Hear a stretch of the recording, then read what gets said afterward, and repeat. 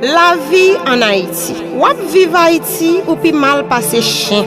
Oui, c'est un bagay qui bail plein. Seconde par seconde, ou vivre dans chagrin, dans mi-temps yon paquet malandrin, k'ap vivre te kou saint dédé, qui sous la terre qui pas même vin régler, que seulement mette moun nan plein. La vie en Haïti. Ou te mettre prier tout saint, tout ne graine promener, te kou ti bébé ap crier yen la nuit kou la journée, c'est marivin. Ou pas fouti joindre yon ti ponyen, qui décide ralentir sous rien. Tout ça qu'a fait pour yo, c'est très bien. Haïti, t'as toujours gon ponyen. Bien chargé, c'est pas même yon ti ponyen. Tout côté ou passé, yo pas prend pour rien. Ou pas même besoin à battre corps toute la cette journée. D'ailleurs, ça pas utile ou rien. Ça nan tête yo, c'est touyer ou graine par graine. Dans ça qu'a fait yo, pas gen moun pour mettre frein. C'est sans attendre. C'est la vie où yo choisi mettre fin. Sans parler en pile, yo fait aussi suspendre plein.